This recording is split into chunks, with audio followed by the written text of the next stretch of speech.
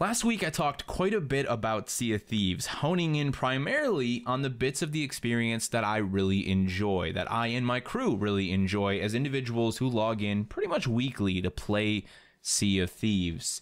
I talked a lot about atmosphere, the open world design, the simple act of setting sail on the high seas in Sea of Thieves, and really use those as the background for my discussion. I mean, that's the portion of Sea of Thieves that I absolutely love, that I simply never, ever get tired of. It makes it easy to deal with a lot of the issues the game has and the growing pains that it's very much going through as the team continues to introduce new content and new events. Today I wanted to sit down and talk about some of those growing pains, as some of them I feel are quite substantial, and also some of them I feel the dev team is going to have to get over hopefully sooner than later so they can move forward and really grow Sea of Thieves in a new direction. It is a game with an absurd amount of potential, so many opportunities to do amazing things, but they've got to deal with those growing pains first and foremost.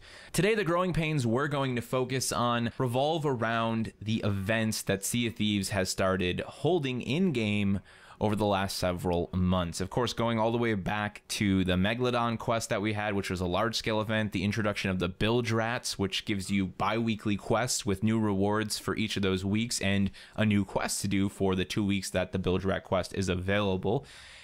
And most recently, in terms of large-scale events, the Cursed Sails. So there's a whole bunch of new ways in which Rare is trying to get people to come back to the game on a weekly basis to experience new content and to gain access to new rewards. I think the Bilge Rat stuff in particular is really well done. It had some issues early on. Specifically, they were trying to force crews, multiple crews, to get together to form fleets to complete things like the skeleton thrones. You needed more than 4 people to sit on the throne to get some of the rewards, and they realized these are probably not the sort of quests that we should force multiple crews to show up and do. Let's keep it to one crew being able to do this, an individual being able to do this if they want to. So they tuned it back to that, and I think it's in a perfect place. I love the Bilge Rat stuff. In fact, I think it's more enjoyable over the long term than any of the large scale events they've done. Now, let me make it very clear, I love Cursed Sails, I love the Megalodon stuff, the Hungering Deep, I love the campaign quest that came with both of those things. They're like 2 hours long, not too long, not too short. They give you guaranteed access to new and unique rewards, and they tell you a bit of the stories. They introduce you to new characters. They're fun, I love them to death, I really genuinely do, but the problem that they have is that they're really difficult to do, considering they require multiple crews forming up to make a fleet after the first day, after the first couple days if you're lucky. This is the exact problem that Hungering Deep had. Everyone pretty much did it the first day, and then good luck. Hopefully you can find some other people to take down the Megalodon with, because just about everyone did it. No one's interested anymore. They're back to doing the stuff they've done before, doing just regular chases to endgame content, getting Pirate Legend, farming gold. People just bailed on it. It's the exact same problem with Cursed Sails. Cursed Sails came out, and not only did it end up having the issue we're talking about, but it also launched in a situation where it was linked together with the real world time. So depending on where you lived in the world, there was going to be a point in time in which the game wanted you to be on at 4 in the morning, 5 in the morning, 2 o'clock in the morning to complete all 3 of the battles that you needed to complete. This was a requirement to be able to unlock the mast, the hull, and the figurehead for purchase from the Bilge Rats. I mean, basically, if you live on the East Coast like I do, and you don't get on at 4 o'clock in the morning, you weren't going to be able to purchase any of that stuff from the Bilge Rat, even if you've taken down bunches and bunches of these Cursed Sail pirate crews. It was a huge oversight on their part, and they pretty much immediately recognized what they had done and sought to correct it. The end result now means that in the future, they will never do any event that is linked to real world time like that. They will ensure that everyone has a chance to get in and play, regardless of when they can actually get on and play during the day, during the week. They did also make some adjustments for the second week to ensure that people would be able to complete all 3 of the battles, but it's at that point that we came back to the same issue we had with the Megalodon quest. No one cared. No one was participating in the skeleton crew battles anymore. Everybody had done them. They either did them the first day or they weren't interested, and it was impossible to find a crew. We logged on 2 separate times throughout the course of the week looking for individuals in what should be prime time for people on the East Coast. And yeah, there were players on our server. There were players in our instance. They weren't doing the Curse Sales quest. They had already done it, or they had done the campaign and decided enough was enough. This is undoubtedly one of the biggest issues the game currently faces with these large-scale events, is that there isn't any reason for individuals to help other individuals complete the quests. And I think a big part of that problem is that the player base simply isn't big enough. These events just die after the few days. There's no one out there sort of being, you know, the good guy pirate trying to help other people just complete this event. If the player base was larger, there would undoubtedly be individuals like that. There are always groups of people like that in large communities, but the player base isn't that big. I'm not saying the game is dead. It's far from it. There's plenty of people actively being instanced into your experience every time you log on, but it's not a situation of, oh, there's always going to be people throughout the 3 weeks or 4 weeks this event is running looking to participate in that event and help others. It's just not the case. Now, in terms of solutions to this problem, one that the dev team had was alliances. You know, they wanted to give people a reason to group up to gain access to awards. So essentially, if you're in an alliance and your crew turns in 5 chests, you're going to get 5,000 for your crew. Now, let's say that you've got one other ally in your alliance and they turn in 3 chests. Their crew will get 3,000, but your crew will get 1,500. So you actually make bonus money considering you never turned in that chest. Here's the biggest problem with alliances.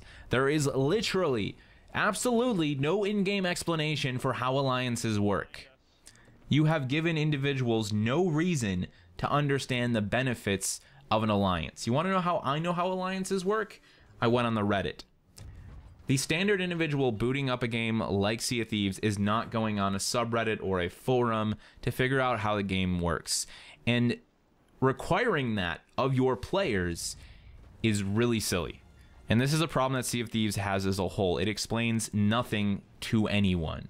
It doesn't have like a standard, like, oh, you talk to this person and now this shows up as a tracking quest. If you talk to the guy in the bar who happens to be with the bilge rats and you just click through his dialogue, you probably won't even realize that he has stuff for you. Like, the game doesn't present itself in a way to help people understand how conversation flow works and how individuals who have quests or things you can purchase outside of the shopkeepers actually function. The game just doesn't explain things. I mean, period. So the more content they keep adding to the game, the more difficult it becomes for new players to get in and understand these things. And even if you've been playing at this point, you'll have to have become one of the individuals who realizes, oh, they never explain anything in game. I better go to the subreddit and find out how this alliance thing works. It's made alliances, I think, useless. Because at the end of the day, they're actually a pretty good deal. I mean, when I first heard about them, I didn't understand what they meant by the split. And I was convinced that, oh, so we're better off not being in an alliance because we're not all going to get the same amount of money. But really, it's this bonus situation. It's totally worth it. It's totally worth it because you're fighting such a large group of ships with the Cursed Sails event. It's impossible for you to actually gain access to every chest that could ever exist on every ship that comes out of the water.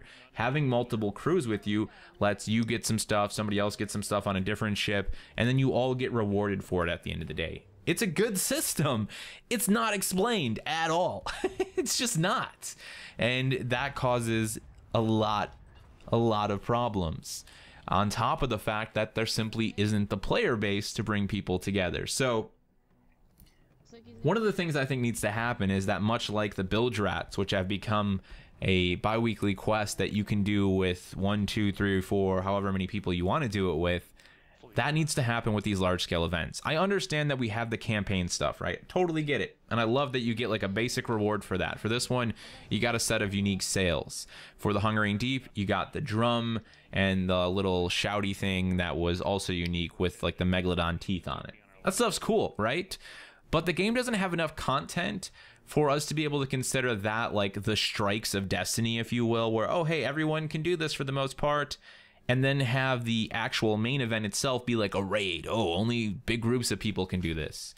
That would work in a world where there was a lot more content being dropped with these events, and where there was more content that was specifically targeted towards small single crews. But it's not, you know, I mean, that's the event. Like, you do the campaign, then you're supposed to be able to get involved in this big sea battle with the Megalodon or with the skeleton crews. And if you can't do that, well, then you miss out, you know, it's not fun. And the thing that kills me is it's cool when you can get together with a bunch of random crews and go take on the Megalodon in the Cursed Sail event. If you make it there on that first day, it is special. It is really fantastic. But it is, again, impossible to do 2-3 days later. There simply isn't the player base. So the game has reached a point where it's starting to add new and exciting content that does add a lot of value to the game, but not all of it's curated for the current size of its player base, the number of active individuals who can show up on a single server at any given time, your instance at any given time, who are going to be interested in that thing. You know, maybe it's not even necessarily the player base, it's the fact that the game only instances so many people into an instance together. And so if you've only got 5, let's say 10 people, that'd be more than I've probably ever seen, like 10 crews, I should say, not 10 people, 10 full large galleon crews on one server. What are the chances that even 3 of those, which is probably the minimum of what you need to defeat easily and normally defeat one of the Cursed Sail's battles, you know, what are the chances that 3 of them are actually looking to do that? It's not a big MMO type game where there's hundreds of people meeting at a hub. If the game had some sort of a social space people could sail to, and suddenly there were, you know, 50, 60 individuals, 100 individuals all grouped up in one large little city in the middle of the map, and that instanced people together, and people could post a little thing and say, hey, we're looking to do the event, anybody want to come join us? Then maybe that would work, right? But that's a whole new thing they have to build. So that's what I talk about when I say the game is in some serious growing pains right now. It's like, where do they go next? How do they fix these issues? Because the idea of just removing any time restrictions from future events isn't enough. I think one opportunity to give multiple days in which players are going to be doing these events is to give new awards more frequently. But there's no way they could give a new reward every single day. So if an event like Cursed Sails runs for 3 weeks, there's no way they have, you know, the resources to build a new reward every single day to keep people coming back to fight the skeleton crews. Now, if you do it every week, okay, maybe that's a start, but what are the chances that after the first 2-3 days of the week that event goes live, that there's going to be anyone else doing it? Again, most people just grind it out in the first couple days. You know, if you don't make it there, then you're screwed. It's the end of it. So it's a sticky situation. I will say this about Rare and the team working on Sea of Thieves is they are incredible at listening to player feedback. You know, they don't sit around and see 100 people struggling to do something like Cursed Sails on the first day because it was time restricted and say, don't worry about it. No, they said, hey, the best we can do in terms of how we have to release our patches and our updates is the next week when the next set of crews comes in, we're going to switch it. We're going to fix it for you guys. You'll all be able to do the battle. You know, they tried to solve part of the problem, but they have a bigger problem just sitting there right below the waves, if you will. They also went ahead and introduced an entirely new ship with the Brigantine because people were demanding a ship for crews of 3. You know, the Galleon's too difficult with 3 people. It's a hard ship to pilot with 3 individuals. It really does work better with 4. I mean, that's the number that it was seemingly built for. And a lot of people don't want to play with a single random. You know, they want to have a ship of their own. So they built the Galantine, they built the Brigantine from scratch. They're just like, hey, okay, that wasn't on our roadmap. We never planned to have a 3-person ship, but boom, here it is.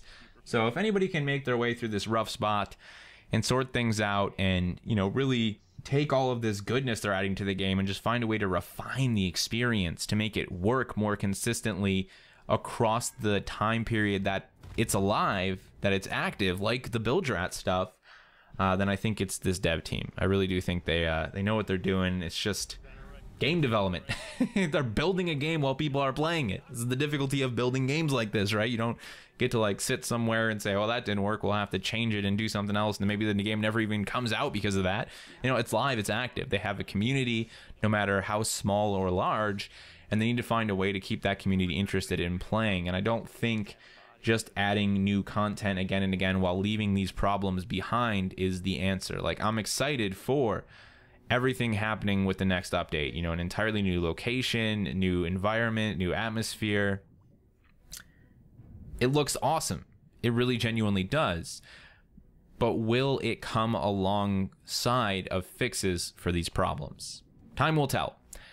If the Rare team happens to watch this, I think you guys are doing something special here. I really do love this game to death, but these are some serious problems that myself, my crew, and others have faced in our time playing the game. Problems that have prevented us from experiencing the game in the way we want.